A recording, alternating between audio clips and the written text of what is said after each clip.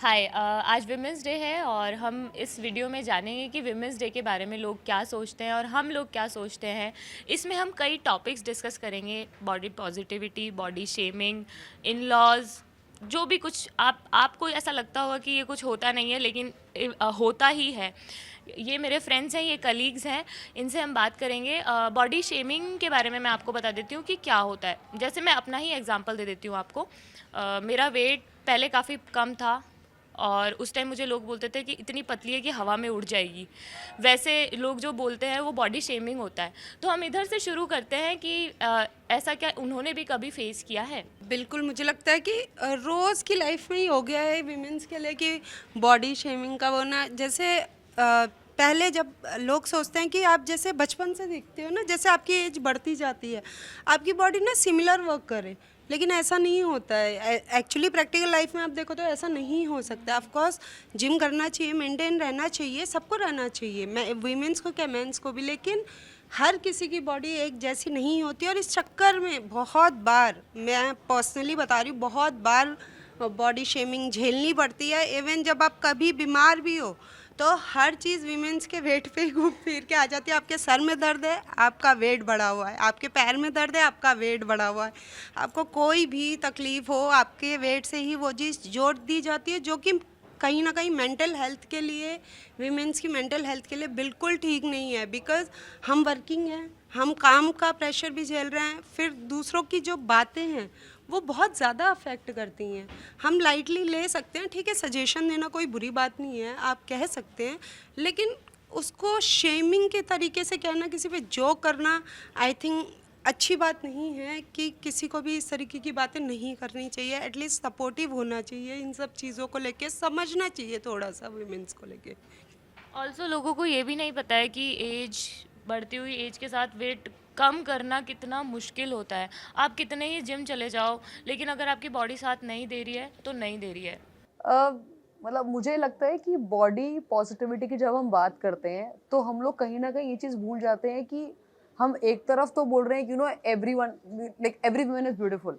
हम ये बात बोलते हैं कि हर औरत सुंदर है, हर लड़की एक अलग है, लेकिन एट द सेम टाइम मुझे लगता है कहीं ना कहीं ये चीज़ हमारे घर से भी बहुत शुरू होती है। हमारे पेरेंट्स जाने अनजाने में मजाक में बोल देते हैं, अरे कम खा लो, कितना वेट बढ़ रहा है, मोटी हो रही हो तुम, या ये कपड़े अच्छे नहीं, इस तरह के कपड़े मत पहनो तुम, this is not for your body. Friends बोल देते हैं आपको, कलीग्स बोलते हैं, आपका पार्टनर बोल देता है आपको कि this doesn't suit you, you shouldn't be wearing this kind of clothes. So जाने अनजाने में जो लोग ये बातें बोल देते हैं, I think people should also understand कि इट इज ओके। कोई चाह नहीं रहा है कि हम बैठे बैठे मोटे हो जाए। It can be a lifestyle issue, it can be health issue. Of course fitness is important, fit रहना किसको पसंद नहीं है, लेकिन कई बारी आपकी you can have a PCOD, you can have a PCOS, you can have any of the women related disease, your problem. If that leads to your weight gain, so I think people should understand and empathize towards it कि how just a small statement कि तुम मोटी हो रही हो, ये कितना चुप सकता है और ये कितना आपको थॉट देता है कि यार then you become under confident. You that एक वो होता है ना, ग्रुप में एक इंसान पीछे खड़ा हो जाता है जाके, जो इंसान मोटा होता है हमेशा, कि यार मैं आगे नहीं आऊंगा, मैं पीछे रहता हूँ। मैं हाँ, ये पतले लोगों के साथ भी ये होता पतले लोगों के है। साथ, पतलों का फिर भी नहीं होता इतना ऐसे कि, बट हाँ मतलब like I think I see myself कि हाँ I am little overweight, I am trying to be fit, but when I was on the heavier side, I was like कि नहीं यार, आई एम स्टैंडिंग beside, मैं पीछे ठीक हूँ, कोई बात नहीं है, साइड पे से फोटो खिंचवा लिया आके। और घर वाले जो भी मजाक में बात बोलते हैं ना, तो आई थिंक मुझे लगता है कि घर से पहले शुरू होनी चाहिए, कि घर वालों को समझना चाहिए कि यार आप सोचो तो सही एक बारी कि आपने बोल तो दिया, उस इंसान का पूरा दिन जाना, उसको 12 घंटे ऑफिस में सब कुछ काम करना है, बट कहीं ना कहीं बैक ऑफ द माइंड वो एक थॉट चलती रहती है। तो आई थिंक ये थोड़ा सा it start with in the family. पहले वहां रुक जाए तो बाहर तो लोग अपने आप ही रोक लेंगे। ईशा, अर्चना ने बिल्कुल सही बात बोली। मुझे लगता है सोसाइटी कभी भी आपसे सेटिस्फाई नहीं होगी। अब जब बहुत पतले हो तो प्रॉब्लम है, आप जब मोटे हो तब प्रॉब्लम है। जब मैं कॉलेज में थी मैं बहुत ज़्यादा ऐसी पतली सी थी, तो सबको प्रॉब्लम रहती है यार ये इतनी पतली है, कुछ खा लिया कर, कुछ खा लिया कर। अब जब मैंने वेट गेन करना स्टार्ट किया, अरे तेरी डबल चिन आ गई, तू मोटी हो गई, वो मोटो तो यार ये स्क्रीन पे ये हो रहा है, वो हो रहा है, मतलब कुछ ना कुछ लगा ही रहता है। तो आप कभी भी सोसाइटी को सेटिस्फाई नहीं कर सकते। खुश रहो जैसे भी हो, आप बहुत अच्छे हो। हाँ, सिमिलर मेरे साथ भी यही चीज़ हुई थी कि जब मैं कॉलेज में थी, काफ़ी पतली थी, तो ये चीज़ें सुनने को मिलती थी कि घर वाले खाने को नहीं देते हैं, हैंगर लग रही है, एंड ऑल। तो उस टाइम पे लगता था यार पतली हूँ, कुछ करना पड़ेगा, कुछ करना पड़ेगा। ठीक है, थैंकफुली जब थोड़ा वेट गेन हुआ, उसको लेके अरे मोटी हो गई, इतनी मोटी हो गई है, ये हो रहा है, वो हो रहा है, ध्यान रख कहीं ज़्यादा मोटी ना हो जाए। मतलब यही समझ में आया कि लोग सेटिस्फाई नहीं होंगे। आप पतले हो तो वो ये बोलेंगे कि आप बहुत कम खा रहे हो, और अगर आप खा रहे हो तो बोलेंगे अरे इतना क्यों खा रहे हो। तो जितना मैंने समझा कि खुद को एक्सेप्ट करो, दुनिया तो बोलती रहती है। सिंपल सी बात बता रही हूँ आपको, मेरी फ्रेंड की शादी थी तो उसके ऊपर इतना प्रेशर बना कि थोड़ा वेट कम कर दे, वेट कम कर दे, तेरी शादी है। उसको यही टेंशन रहती थी हमेशा कि मेरा वेट ज़्यादा हो रहा है। पूरी शादी उसने ऐसे निकाल दी सोच सोच। In fact, coming to this, अभी recently, so there is a nutritionist friend of mine. अभी वो दिल्ली आई थी बॉम्बे से, तो वो जब मिलने आई तो उन्होंने बोला कि मैं अपनी एक क्लाइंट की शादी में आई हूँ। हरियाणा में शादी थी, एंड शी इज़ लाइक उसकी शादी नहीं हो रही थी क्योंकि वो 13 किलो ओवरवेट थी। जैसे ही उसका वेट कम हुआ, अब उसकी शादी बहुत खुशी खुशी हो रही है। हरियाणा की बात है ये, हरियाणा की या दिल्ली की या इंडिया के किसी शहर की बात नहीं है, ये हर इंसान की बात है जो इस चीज़ से फाइट कर रहा है। एंड आई डोंट अंडरस्टैंड कि हम लोग अपने आप को एक डेवलपिंग कंट्री कहते हैं, हमें प्रोग्रेसिव कंट्री कह रहे हैं अपने आप को, लेकिन प्रोग्रेसिव होना हमारे लिए बहुत दूर की बात है। अभी हम ये एक्सेप्ट नहीं कर पा रहे कि 25 साल की उम्र लड़की की शादी होनी चाहिए। हम ये एक्सेप्ट नहीं कर पा रहे कि 8 बजे घर से बाहर नहीं जाना। अभी हम छोटे कपड़ों को एक्सेप्टेंस नहीं दे पा रहे, तो प्रोग्रेसिव होना ऑन बॉडी शेपिंग की तो बहुत दूर की बात आ जाती है। इवन घर वाले ही जब एक बात बोलते हैं ना कि आप मोटे हो रहे हो, लड़का नहीं मिलेगा। हाँ, गाइस, ओहो। बहुत सारी लड़कियां ऐसी हैं जो हेल्दी हैं, खुश हैं, लाइफ में खुश हैं, लेकिन बहुत अच्छे लड़के मिल रहे हैं। मोटे हो रहे हो लड़की नहीं मिलेगी, लड़कों को ये चीज़ नहीं बोली जाएगी, बट हाँ अगर लड़की मोटी हो रही है तो अरे ध्यान रख शादी करनी है अभी तेरी। तो ये एक कॉमन मेंटालिटी है हमारी सोसाइटी। ऑल्सो ये सिर्फ I think body shaming weight का ही इशू नहीं है, कलर को लेके भी काफ़ी बोला जाता है।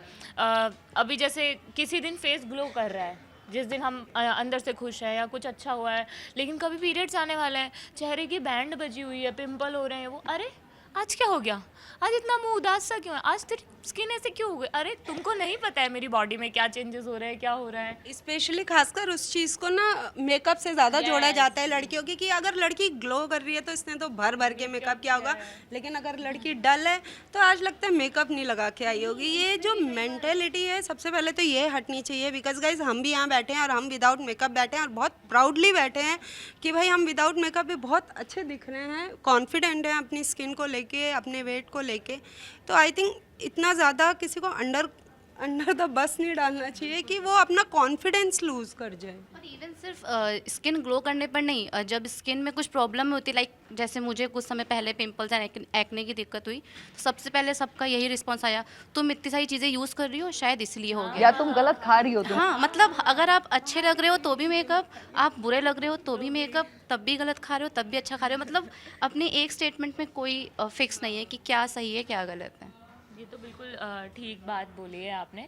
मेकअप को लेकर कई बार ऐसे घर में ही बोल देते हैं कि अपनी आधी से ज़्यादा सैलरी तो तुम पार्लर में ही उड़ा देती हो, तुम लोग कहाँ पैसे बचा पाओगी, तुम कहाँ सेविंग कर पाओगी, लड़कियों के पैसे कपड़ों में जाते हैं।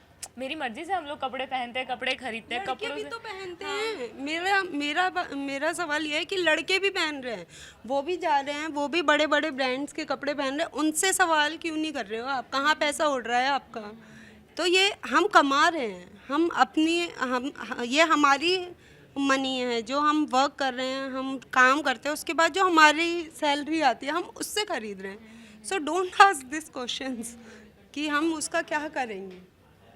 कपड़ों को लेकर भी बहुत जज किया जाता है ऑफिस में ही नहीं, हर जगह ही। कैसे भी आप कपड़े पहन कर आ जाओ, सूट पहन के आ गए, अरे आज मैडम बन के आ गए हो, तो नॉर्मल कुर्ती आज कुछ है क्या, आज कुछ है क्या, या घर से पार्टी में कहीं जा रहे हैं, अरे ये कपड़े ज़्यादा छोटे नहीं हो गए हैं, ऐसे करके कपड़ों को लेकर भी बहुत कुछ सुनाया जाता है। हमारे पास ऑप्शन है ना, वी हैव एन ऑप्शन कि हम we can wear a sari and come to office, we can wear a suit come to office, we can wear a dress come to office, we can wear a skirt come to office, but men doesn't have this option. I think women should be proud of this thing कि यार हमारे पास अगर wardrobe में 10 variety है तो लड़कों के पास 2 ही variety है। या तो जीन्स पहन लो या पैंट पहन लो। शर्ट, ब्लेजर, ज़्यादा से ज़्यादा सर्दियों में हुडी पहन लो आप लोग बस इसके अलावा और कोई ऑप्शन नहीं रहता है उनके पास। हम वन पीस पहन सकते हैं, हम जीन्स पहन सकते हैं, शॉर्ट्स पहन सकते हैं, कुर्ती पहन सकते हैं, शादियों में लहंगा पहन सकते हैं, साड़ी पहन सकते हैं, और भी बहुत सारे ऑप्शन होते हैं हमारे पास। एक सीधी सी चीज़ है, आप नज़रिया बदल लो, आपके आप अपने आप सबके कपड़े आपको सही लगेंगे। बिकॉज आप साड़ी में चले जाओ तो भी उसी नज़रिए से देख रहे हैं, सूट में जाओ तो भी उसी नज़रिए से देख रहे हैं। हम सब बाहर निकलते हैं, हम सब जानते हैं, किसी भी ड्रेस में चले जाओ, लोगों की जो जजमेंट अपनी है, उन्हें वीमेंस के लिए वो बदलने की ज़रूरत है। आई थिंक हमें बदलने की ज़रूरत नहीं है। हम अपने हिसाब से, एक लड़की जानती है वो कपड़े क्या पहन रही है ना, वो किस तरीके से खुद को कैरी कर रही है, उसको अपना सब कुछ पता है, चाहे वो बॉडी वेट हो, चाहे वो चीज़ें हो, वो अपने हिसाब से कपड़े पहन रही है, तो वो कंफर्टेबल है तभी तो पहन रही है। आप नज़रिया बदल लो, अपने आप सब आसपास बदल जाएगा। नज़रिए की आपने बात की है तो थोड़ा सा हम विमेन सेफ्टी पर भी बात कर लेते हैं कि कपड़ों को लेकर तो हमेशा ही जज किया जाता है, कुछ भी होता है, जैसे रेप होता है तो लड़की ने ये कपड़े पहने थे इसलिए ऐसा हो गया, लेकिन पुलिस क्या कर रही है, कैसे उस जगह पे रेप हो गया, आप लोगों की कानून व्यवस्था क्या है? वही चीज़ है कि आप अपनी सिक्योरिटी बढ़ाओ, क्योंकि आप ये नहीं बोल सकते ना कि 7 बज गए लड़की को घर में चले जाना चाहिए। ये लिखा है आपकी लॉ बुक में कि 7 बजते ही लड़की अपने घर में घुस जाए। आपने तो बनाया ही है ना, ऐसे आप डेमोक्रेटिक कंट्री बोल रहे हैं, आप बोल रहे हैं सब फ्रीडम है। कहाँ है फ्रीडम? कहाँ है फ्रीडम? आप 8 बजे दिल्ली जैसे शहर में, मैं क्योंकि कपड़ों की बात है, तो लोग कहते हैं अगर छोटे कपड़े पहने तो क्राइम ज्यादा, यस यस रेप केसेस हो रहे हैं, इतनी सारी चीजें हो रही है, क्या वो सिर्फ कपड़ों की वजह से हो रही है? नहीं, वो लोग कल मुंबई से एक न्यूज आई कि 12 साल की बच्ची का जो है गैंग रेप हुआ है। 3 महीने की बच्ची का भी रेप हुआ है। जी 12 साल की बच्ची क्या कपड़े पहन रही है और क्या ऐसा दिख रहा होगा उसके कपड़ों में? और जो लोग ये कहते हैं ना कि सिर्फ छोटे कपड़े पहनने पर ये केस होते हैं, तो कई बार हमें फेस करना पड़ता है। हम कुर्ता सूट भी पहने हुए हैं तो भी हमें कमेंट पास किए जा रहे हैं, और अगर हम जीन्स या वन पीस पहन रहे हैं तो भी हम पे कमेंट्स पास हो रहे हैं। तो कपड़ा कहीं भी उसका वजह नहीं है, उसकी वजह आपकी सोच और आपका नज़रिया है। मतलब एक जो बात कही जाती है कि, और ये बहुत ऑफ लेटली बहुत सारे पॉलिटिशियंस ने, या बहुत सारे पॉलिटिशियन नहीं, बहुत सारे एक्टिविस्ट ने बात बोली है कि आप अपनी बेटियों को ना बताएं कि क्या करना है, बल्कि अपने बेटों को पढ़ाएं और उनको सही तरीका बताएं कि ये उन पे भी लागू होना चाहिए। एक ऐड आई थी जहाँ पे बोलता कि 8 बजे तुम्हें लड़कों को घर से बाहर निकलने, लड़के को बोला 8 बजे घर से बाहर नहीं निकलना तुम्हें, या तुम्हें ऐसे नहीं जाके बात करनी, तुम्हें किसी जोर से हंसना नहीं है, या तुम्हें कोई ऐसा इनवाइटिंग कमेंट नहीं देना किसी को। So it is not about you know कि how women take it, it's the time now we are in 2025, we have to teach the men also at a very young age कि तुम्हें किस लड़की से कैसे बात करनी चाहिए या तुम्हें कितनी इज्जत देनी चाहिए।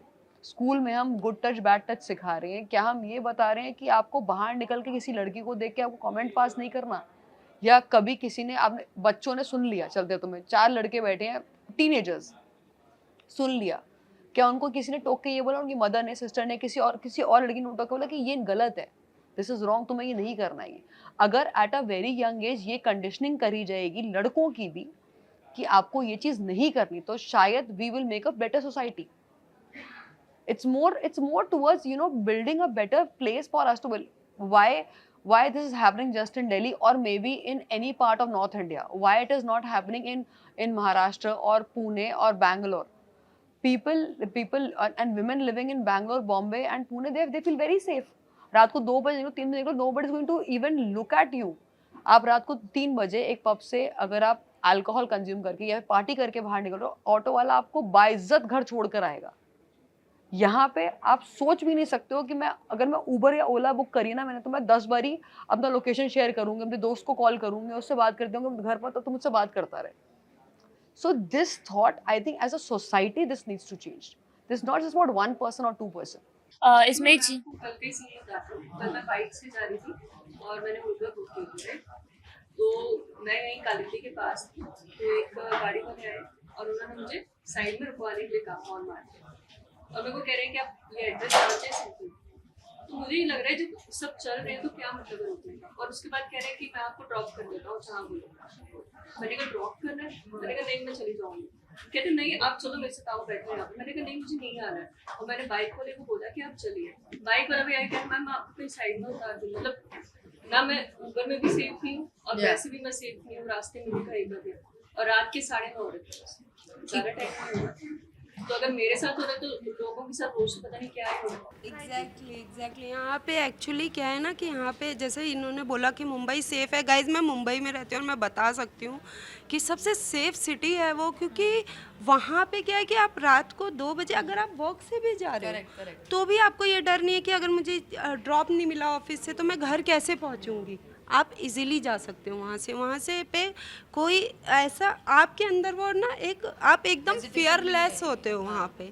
लेकिन सेम चीज़ दिल्ली में रहते हुए, बिकॉज ये इंसिडेंट मेरे साथ भी हो चुका है। मैंने अपनी दोस्त को बताया था कि वहाँ पे लिटरली ऐसा हुआ कि मैं एक दिन बाइक पे जा रही हूँ और मेरा जो ड्राइवर है वो ड्रंक ड्राइवर है और मैं यहाँ से निकली हूँ। तो स्टार्टिंग में मुझे नहीं पता लगा, लेकिन जब मैं आधे रास्ते में पहुँची हूँ तब मुझे रियलाइज़ हुआ, क्योंकि सडनली बहुत तेज़ हवा चली और स्मेल आई। तो मेरे को इतना ज़्यादा डर लग रहा था, क्योंकि देखो मैं कॉन्फिडेंट हूँ, सब ठीक है, लेकिन but at the end of the day we have to understand कि यार ये चीज़ें मतलब कहीं ना इनसिक्योरिटी आपकी बढ़ाती हैं। बस ऐसा होता है, प्रे करते हो आप अपने मन में बस किसी तरीके से मैं अपने घर पे सही सलामत पहुँचाऊँ। तो ये सब चीज़ें जो सेफ्टी इश्यूज है ना वो I think बहुत this ज़्यादा government हैं। needs to take care of this thing because अभी दिल्ली में law and order change हुआ है and UP Uttar Pradesh has become really better as compared to what it was 5 or 7 years back or 10 years back when we started working. अब तो चीज़ें काफ़ी better हो गई हैं, लेकिन still there is a lot needed from the system, from the government, from the police and also from the society to understand कि भाई this is not okay, this is not cool. आप अगर कोई अगर अगर अगर लोगों की लड़ाई हो सड़क पे, कोई आके उतर के बोलेगा भी नहीं आपको कि I can क्या हो गया। People will walk away, video बना के रील बना के निकल जाएंगे। वो कंटेंट ढूंढ रहे हैं अभी भी सड़क नहीं पे। करते सॉरी दिल्ली में मैं मेरे को 3 साल हो गए, इससे पहले मैं एमपी में रहती थी। वहाँ पे कई बार हुआ है चीज़ें, ईव टीजिंग हुई है, चीज़ें हुई है, बट वहाँ पे एक एनवायरनमेंट ऐसा था कि मैं वहाँ पे जवाब दे देती थी, मैं लड़ लेती थी क्योंकि मुझे पता था कि हेल्प के लिए लोग आ जाएंगे। बट जब मैं यहाँ आई भाई, कई बार ऐसा हुआ कि किसी ने मुझे कुछ बोला, कुछ किया, मैंने जवाब दिया तो एक तो सामने वाला जिसने मुझको टीज़ किया है वो उल्टा मुझे डरा रहा है कि भाई देख लेंगे तेरे को। और जब आसपास वाले ये चीज़ देख रहे हैं तो देवर लाइक कुछ हुआ ही नहीं है, मतलब उनको कोई मतलब ही नहीं है कि कोई लड़की है अगर किसी के साथ उसको कुछ परेशानी हो रही है तो वो मदद करे। यहाँ पे मतलब वो एक डर आ गया है। अब यहाँ रहते रहते मेरे अंदर एक चीज़ आ गई है कि मैं जवाब ही नहीं देती हूँ, क्योंकि मन में वही है ना कि कुछ हो इससे बेटर है इग्नोर करो। इसलिए ईयरफोन्स लगाओ, गाने सुनते हुए जाओ, क्यों रोज़ किसी के कमेंट्स सुनो। तो वो चीज़ें जब तक हमें नहीं मिलेगी कि हम फ्रीली जा सकें स्ट्रीट्स पे, रोड्स पे, तब तक आई डोंट थिंक कि हम को फ्रीडम या वीमेंस डे मनाने की वो है ज़रूरत है। मुझे लगता है किसी सिटी या स्टेट के ऊपर नहीं, ये हर जगह ही है कि आप, क्योंकि मैं मुंबई का ही केस बताती हूँ आपको, तो ये कहीं भी हो सकता है। वुमेन सेफ्टी की बात है, हम इस पे रहना चाहिए, हम इस पे रहना चाहिए कि दिल्ली है या मुंबई है, कहीं भी मुझे लगता है कुछ भी हो सकता है आज के टाइम। और मुझे ये लगता है रात और दिन वाली चीज़ भी हटानी चाहिए कि ये जो कहते हैं ना 8 बजे घर आ जाओ और ये वो, दिन में भी हम लोगों के ऊपर कमेंट पास किए ही जाते हैं। ऐसा नहीं है कि सिर्फ रात में ही सब कुछ होता मेट्रो है। में ही कई बार, कितनी बार ऐसा हुआ है, हम दिन है भरी में कई बार बोलते हैं ना कि सुनसान इलाकों में, नहीं मेट्रो में कई बार ऐसा होता है कि हमें मंदिर के बाहर वहाँ हम लोग आज से 2 साल पहले मैं अपनी टीम के साथ होली का शूट करने गई थी बरसाना वृंदावन के। हम 7 लोग गए थे दिल्ली से, यहाँ से मेरी पूरी टीम गई थी और वहाँ पे मंदिर के बाहर बहुत ज़्यादा भीड़ हो गई थी। So there were like young girls in my team and we were just protecting them, like the man in the team were protecting them कि हाँ ठीक है आराम से सब निकल रहे हैं। जो मंदिर में लोग आए हुए थे, those girls got molested in outside the temple on the stairs and like how, मतलब वो कैमरा पे बता भी नहीं सकते आप कि क्या सिनेरियो था। वो लड़कियां बाहर आके रोई हैं कि मैम हमें शूट ही नहीं करना है, हमें करना ही नहीं, वापस ले चलो। ये होली की आप बात कर रहे हैं तो होली पे मतलब मेरे साथ भी ऐसा इंसिडेंट हुआ। मैं एंड पुष्कर होली पे गई तो थी। कॉमन है ना, हाँ, बुरा ना मानो होली बुरा ना है, मानो, वो इस नाम कलर पे इस तो तरीके से आपको लगाने की कोशिश करते हैं, यहाँ कलर लगा दे, वहाँ कलर लगा दे, और फिर उसके बाद अरे बुरा ना मानो होली है।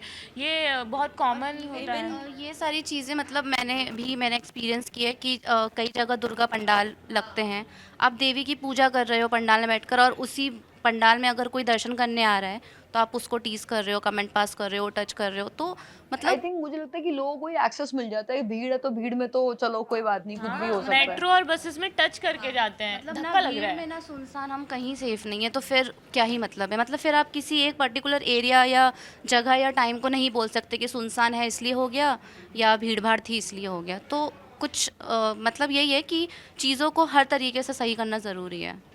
ये भी है ना एक चीज़, रात को इसलिए कंपेयर करते हो, सिटीज़ को इसलिए कंपेयर किया जाता है बिकॉज जब हम मुंबई की सड़कों पे चलते हैं ना, तो हमारे जो पेरेंट्स हैं वो हमें बोलते हैं, अगर किसी ने बदतमीज़ी कर दी ना तो हमारे पेरेंट्स हमें बोलते हैं कस के रसीद के वहीं पे दे के आना, ताकि सामने वाला दोबारा ना कभी बोले ना। लेकिन आज मैं यहाँ हूँ, मेरी मम्मी मुंबई में है, वो मुझे बोलती है किसी को जवाब मत देना, ऑटो में बैठना लेकिन किसी को उल्टा जवाब मत देना, ताकि भाई कल को कुछ हो गया वो यहाँ पे हमारे साथ नहीं है। इस सेफ्टी की बात हो रही है, ये कॉन्फिडेंस चाहिए हमें यहाँ पे कि भाई हम किसी भी शहर में हो, हम बेंगलोर में हो, दिल्ली में हो, मुंबई में हो या किसी गांव में हो, इनफैक्ट हमें ये कॉन्फिडेंस चाहिए कि जो पुलिस है, जो चाहे वो सरकार हो चाहे पुलिस हो, कि वो सिक्योरिटी एक लड़कियों के पास रहे ना, कि किसी ने बदतमीज़ी की वहीं पे उसको ऐसा चांटा धरो कि दोबारा कभी सामने वाले की हिम्मत ना हो आपके साथ क्या 4 और लड़कियों के साथ वो बदतमीज़ी करने की। तब हम होंगे विमेन सिक्योर हैं, कहीं भी निकलो, दिन हो रात हो कोई भी वक्त हो, यार फ्रीडम होता है, वो किसी वक्त का पाबंद तो नहीं होता है ना। लड़के रात को पार्टीज कर रहे, लड़कियां कर ले तो गलत, या फिर अपने पार्टनर के साथ जाओ। या फिर अपने पार्टनर के साथ जाओ। लड़कियों के लिए सही गलत के बहुत सारे पैमाने हैं, बहुत पैमाने हैं। अगर आप छोटे कपड़े पहन रहे हो तो आप बिगड़ गई हो, अगर आप रात को पार्टी कर रहे हो आप बिगड़ गए हो, आप ड्रिंक कर रहे हो आप बिगड़ गए हो, आप मुझे जानना है कि बिगड़ना क्या होता है। ये तो उनसे ही पूछना पड़ेगा। मतलब अगर मैं मैट्रिमोनियल साइट पे हूँ, लड़के देखती हूँ occasionally drink, occasionally smoke, but अगर जब मेरी प्रोफाइल बनी तो मुझे स्ट्रिक्टली बोला गया, मेरे नहीं कुछ लगाना फ्रेंड्स है ने ये। इवन कुछ ये नहीं लगाना है, अगर तुम करती भी हो तो नहीं लगाना है। अरे वो भी तो लगा रहे हैं, क्या शादी सिर्फ मैं ही कर रही हूँ, वो नहीं सोसाइटी कर नहीं रहे हैं? मानेगी ना, या तो सोसाइटी एक्सेप्ट नहीं करेगी तुम्हें। नहीं, उनको ये है ना कि भाई आप, हम आपको अपने घर लेके आ रहे तो आप नहीं पी सकती, वो तो मेरे ही घर में रह रहा है, वो पी सकता है, तो भाई आप आ जाओ हमारे घर, हम नहीं जाते हैं विदा होके, आप हमारे घर विदा होके आ जाओ, फिर हम भी लिख लेंगे कि हाँ हम पी रहे हैं। पर नहीं, ये चीज़ नहीं होती ना, क्योंकि एक सेट मेंटालिटी है कि अगर ये सारी चीज़ें लड़कियां कर रही हैं तो वो गलत है। भले ही वो सुबह पूजा कर रही है और शाम को वो अपना एंजॉय कर रही है, बट नहीं, वो गलत ही होगी। और अगर लड़के चारों टाइम ये चीज़ें कर रहे हैं तो यार बहुत in fact coming to this, so अभी लाइक कुछ टाइम पहले I speaking to one guy and उसने मुझे बोला कि ना I don't want my girl to be out after 11 PM। I was like excuse me. मैंने कहा ओके, मैंने कहा what do you want, what do you expect? कहना no she should be home. मैंने कहा व्हाट डू यू डू? कहता no I have my parties, I can have my plans, but she can't be out because it's not safe. I was like okay, if it's not safe then what do you expect? Should I stop working? Should I stop going out, meeting my friends? कह रहा नहीं नहीं नहीं, तुम्हें जाना तो तुम अपने घर जाओ, सिर्फ अपने घर में जाके मिल गए, लेकिन तुम 11 बजे तो घर आ जानी चाहिए। अब ये कहाँ की डिप्लोमेसी है, ये कहाँ की हिपोक्रेसी है ये, कि तुम अपने लिए अलग रूल्स हैं, लड़कों के लिए बहुत अलग रूल्स हैं। और ये ना, and trust me, this is not a main mentality, this is the conditioning of the parents, कि लड़कों के लिए सब चीज़ें ओके हैं, लड़की को सब चीज़ सीखनी है, उसको घर संभालना भी सीखना है, उसको परिवार संभालना भी सीखना है, उसको ये यार तुम सिगरेट पी दारू पीते नहीं, ले तुम्हें चीज़ बनानी नहीं है। तुम अगर किसी से मिलने जा रहे हो, तुम ऐसे प्रोजेक्ट करोगे भाई तुम बिल्कुल एकदम सती सावित्री हो, तुम बिल्कुल सुशील, एकदम 100% मैच मटेरियल हो तुम। लेकिन अगर लड़का मिलने आ रहा है, ही विल बी फ्लैम्बॉयंट कि oh this is how I am, this is how cool I am, I go out. सुंदर का जो वो स्टिकर है वो सिर्फ लड़कियों के लिए है, लड़के नहीं। हमेशा आपने कभी देखा हो जब बचपन में पेपर्स पे एड्स आते थे, सुंदर सुशील लड़की चाहिए, अरे गोरी भी, हाँ गोरी, तो ये चीज़ खत्म नहीं हुई है, हमें लग रहा है तरीका चेंज हो गया है। क्योंकि ये वर्किंग है इसलिए हमें लगता है कि ये सब चीज़ें ख़त्म हो गई हैं, बट देखा जाए तो ये ख़त्म नहीं हुआ है। अभी भी आप शादी.com पे भी चले जाओगे ना, 5.5 हाइट की लड़की चाहिए, घर में खाना बनाना आना चाहिए, क्या डिमांड्स हैं ये? क्योंकि मुझे ऐसा लगता है कि लड़के ये जो डिमांड्स रखते हैं शायद वो इसलिए रखते हैं कि वो पेरेंट्स का उनके ऊपर प्रेशर होता होगा। पेरेंट्स का प्रेशर तो नहीं, एक पेरेंट्स को मुझे लगता है कि कहीं ना कहीं ये उनके टाइम पे भी यही सिखाया गया था। आई थिंक जो हमारी जनरेशन आएगी आगे, वो शायद ये सोच बदल जाए उसमें कि यार इट्स ओके, अगर तुम दोनों बराबर कमाते हो कोई दिक्कत नहीं है, या फिर लड़की ज्यादा कमाए लड़का कम कमाता हो कोई दिक्कत नहीं है, तुम अपना घर चलाओ कोई टेंशन नहीं है। कल in fact we were discussing also कि एक रील देखी थी मैंने जहाँ पे एक लड़की ने बोला कि भाई मतलब एक सवाल किया गया था कि whether you want to live with your in laws और you want live with your parents. जितनी लड़कियां थी उसमें उस वॉक्स पॉप में, सबने बोला कि you know I would live with partner because मुझे ड्रामा नहीं चाहिए लाइफ में। और व्हेयरएज मेन वर थिंकिंग नहीं यार, हमें तो फैमिली चाहिए। अगर आप इतने केपेबल हो, and I am not biasing on this thing कि फैमिली नहीं रहना चाहिए, बिल्कुल रहना चाहिए, it's completely fine, but this can be reversed also, right? बंदा भी तो सोचता है कि जाके मैं लड़की घर पे जाके रह लूंगा, मैं कोई बात नहीं, 6 महीने वहां 6 महीने यहाँ रह लेते हैं, क्या नहीं, दिक्कत? मैं ये भी जानना की बात हो चाहती हूँ। जाएगी ना, अगर मतलब एक सोसाइटी है ना कि नहीं नहीं नहीं दामाद तो नहीं जा सकता, अगर दामाद जा भी रहा है तो 3-4 दिन से ज़्यादा नहीं रुक सकता है वो। तो हमारे लिए तो मतलब अब ये तो कहीं लिखा नहीं है, जैसे हर चीज़ का प्रूफ मांगते कि लड़की जाएगी, तो वही एक चीज़ है ना कि जब हम लोग नई जगह पे जाके एडजस्ट हो रहे हैं तो हम सामने वाले से भी उम्मीद कर सकते हैं ना कि कभी तुम भी साथ चल के एडजस्ट कर लो, बट नहीं, वो वहाँ पर गलत हो जाता है कि नहीं। नहीं, मुझे पूछना है लड़कों से कि उनको ये चीज़ समझ में क्यों नहीं आती है कि बचपन से लेकर हम अभी जितनी भी हमारी एज है, उस हर एज के हर स्टेज पे हमने हमारे पेरेंट्स से ना लड़ाई की है कपड़ों को लेकर कि नहीं पापा, नहीं मम्मी, यही पहनना है, नहीं इतने बजे ही घर आऊँगी, नहीं मुझे यही पढ़ाई करनी है, यहाँ जॉब करनी है, बाहर रहूँगी, हर चीज़ के लिए हमने लड़ाई की है। लेकिन जब हम शादी करके दूसरे घर में जाते हैं तो वापस वही रिपीटेशन होता है, वही रिपीटेशन होता है हर चीज़ का, कि कपड़ों को लेकर हो गया, लेट नाइट आने को लेकर हो गया, पार्टी करने को लेकर हो गया, किसी भी चीज़ को लेकर। और अब कुछ बोल दो तो फिर सामने के वाले के पेरेंट्स को भी बुरा लगता है, और पार्टनर तो है ही, मेरे पिता माता को ऐसे कैसे बोल दिया आपने। और वहाँ लड़ना नहीं पड़ता है, वहाँ हमें परमिशन लेनी पड़ती है। दिक्कत ये होती है कि अगर हम शादी के लिए बात कर रहे हैं तो हमें बताना पड़ता है कि हम शादी के बाद भी काम करना चाहते हैं। लड़कों से कभी नहीं पूछा जाता कि क्या तुम शादी के बाद काम करना चाहोगे, क्योंकि वो ऑब्वियस है कि वो तो करेंगी, हमें अलाउ हमें अलाउ हो गया या नहीं वो हमें पहले क्लियर करना पड़ता है कि अगर ये अलाउ कर देंगे तो हम शादी करेंगे। तो ये क्यों, इक्वालिटी कहाँ है यहाँ कि शादी के बाद लड़की को परमिशन लेनी पड़ेगी कि वो काम करे या ना करे, पर लड़का तो करेगा ही करेगा? ये कहाँ है, कहाँ लिखा है ये? अच्छा, इनफैक्ट ऐसा भी होता है कि लड़के जो हैं वो आपके साथ जब होंगे तो आपको सांत्वना दे देंगे कि नहीं ऐसा नहीं है, ठीक है, पेरेंट्स अच्छे हैं, सब अच्छे, आपको कोई कॉम्प्रोमाइज़ करने की ज़रूरत नहीं है, धीरे धीरे सब ठीक हो जाएगा, धीरे धीरे सब ठीक हो जाएगा, एडजस्ट हो जाएगा। लेकिन जैसे ही अपने मतलब आप अपने इन लॉज के सामने जाते हो, या बेबी हाँ साड़ी ही पहननी है, यहाँ पे ना शॉर्ट्स नहीं चलेंगे, समझो ना, थोड़ी सोसाइटी बाहर चेंज कर लेंगे हम लोग, घर से साड़ी पहनो, या ये तो फिर डबल फेस है।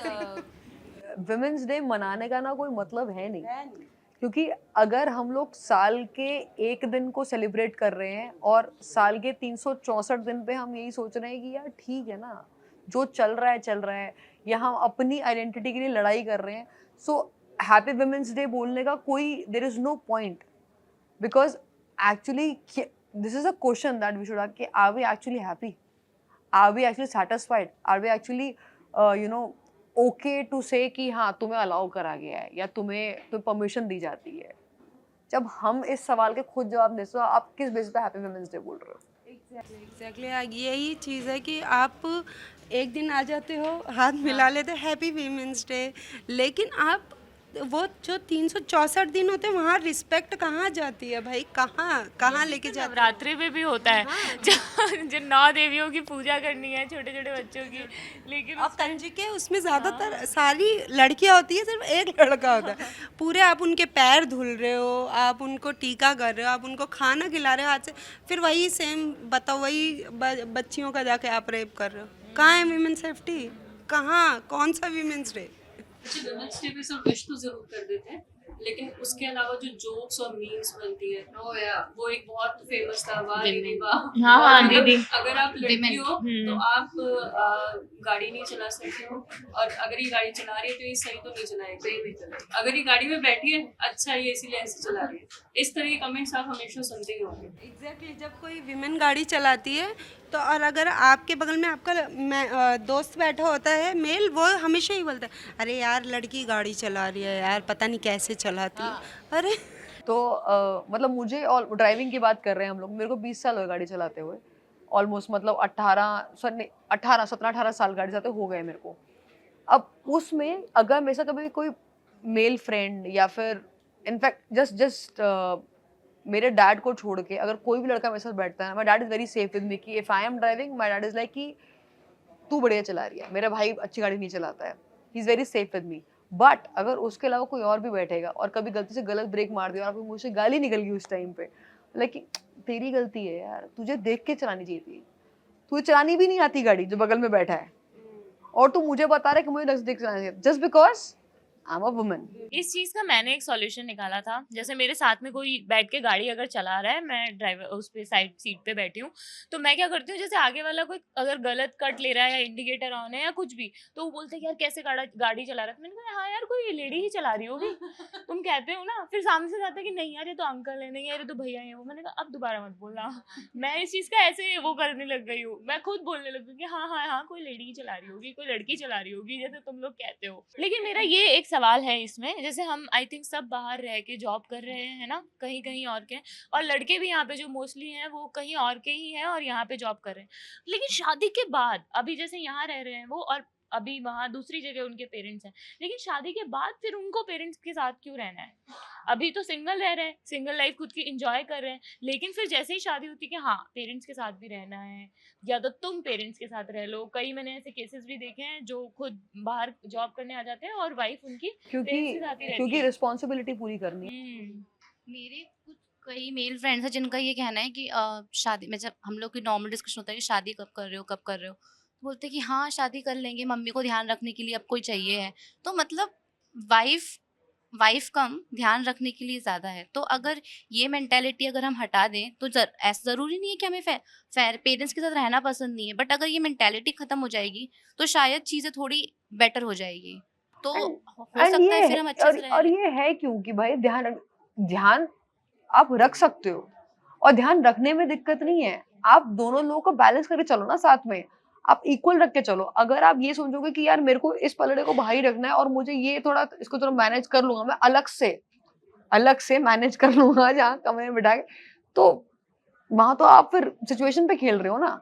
अगर आप ये सोचोगे कि यार ठीक है मेरे को इसको भी रखना है, ऊपर इसको बराबर रख के चलना है, अगर मेरी माँ गलत है तो मुझे उसको भी बोलना है, दीदी उसको भी मुझे बोलना है, अगर आप लड़के उस पे भी आ जाएंगे ना, I think the problem solve हो जाएगी तब भी मुझे काफी। लगता है ये सब सिर्फ शादी के पहले ही होता है।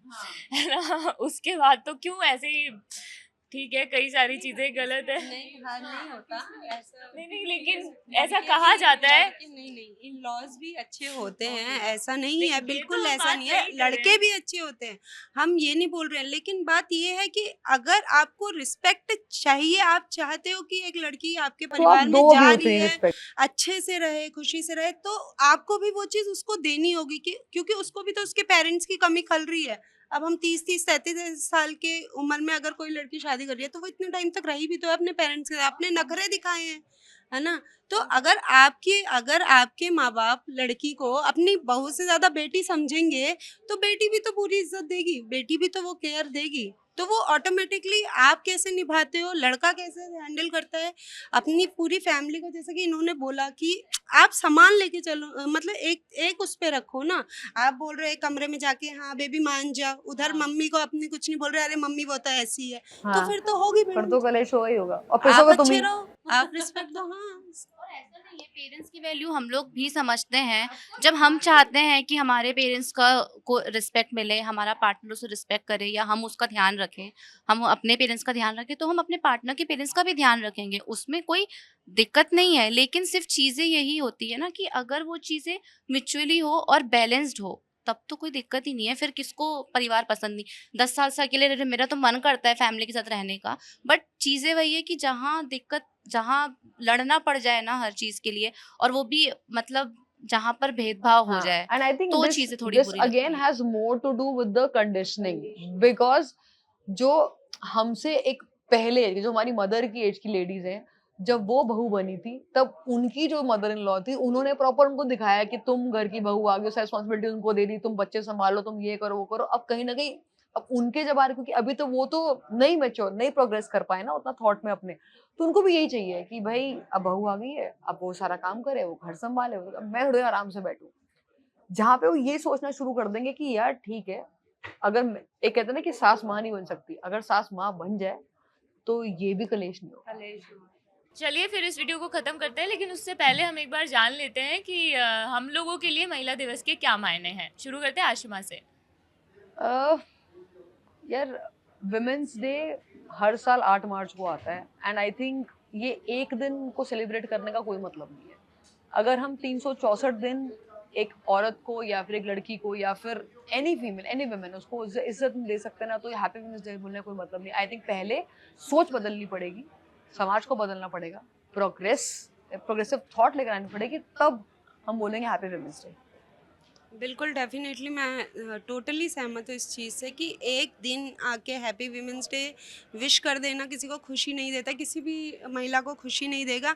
आप उनको जितनी रिस्पेक्ट आप खुद की करते हैं एज अ मैन, उतनी वीमेंस को भी रिस्पेक्ट करेंगे। अगर आप उनको इक्वल समझेंगे, आई थिंक 364 डेज जो आप छोड़ देते हैं ना कि नहीं वो खाना बना लेगी, ये है वो है, उनकी प्रॉब्लम्स जो है ना वो एक बार अपने इससे भी सोच के देखेंगे ना, तो आई थिंक और 364 डेज इक्वली ट्रीट करेंगे, जैसे आप हैं वैसे हम हैं, कुछ अलग नहीं है, तो शायद और भी बेहतर, और वीमेंस को हर दिन वीमेंस डे ही लगेगा। हाँ, मैं इनकी बात को ही एग्री करूँगी कि मेरे लिए वीमेंस डे तभी होगा जब मैं रोज़ जश्न मना पाऊँगी, सेफ्टी विथ नो रिस्ट्रिक्शन, यही मेरे लिए वीमेंस डे है। मुझे लगता है मेरे लिए ऐसे तभी होगा जब सब कुछ बैलेंस हो। बैलेंस मतलब कि अगर आपकी शादी हो जाती है, शादी के बाद जो आपका हस्बैंड है वो बराबरी का काम करे। ये नहीं कि आप अगर बीमार हो, आप बीते हो, आप किचन में घुसे हो, आप ये काम कर रहे हो, मतलब आप ऑफिस आ रहे हो लेकिन आते से एक जरूर आते हो, वो वाली चीज़, तो वो नहीं होनी चाहिए। टाइम के साथ सब कुछ चेंज होना चाहिए। इसके अलावा सेफ्टी पे काम होना चाहिए, तभी मेरे लिए सही मायने में होना चाहिए। मेरे लिए एक तो ये कि आप कमेंट बॉक्स में ये ना लिखें कि हम लोगों को ज़्यादा पढ़ाई करा दी है हमारे पेरेंट्स ने, इसलिए हम यहाँ बैठ के आपको इतना ज्ञान दे रहे हैं। और दूसरा ये कि मुझे लगता है कि जब हर घर में पीरियड्स को लेके बहुत खुल के बात होगी, जब पीरियड्स के दर्द को लेके हर ऑफिस में हर घर में खुल के बात होगी कि हाँ यार इसको सच में इतना पेन होता है। एक फ़ॉरेन में एक कंट्री है, मेरा नाम स्किप हो रहा है मेरे दिमाग से उस कंट्री का, तो उसके अंदर एक जगह पे चेयर पे बिठा के लड़कों को ना क्रैम्प्स मशीन के द्वारा फील कराए जाते हैं, तो उनको फील हुआ कि हाँ इतना पेन होता है।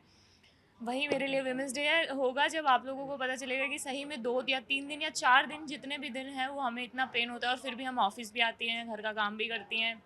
जो मैरिड हैं वो आपके बच्चों का ध्यान भी रखती हैं, आपके पेरेंट्स का भी ध्यान रखती हैं।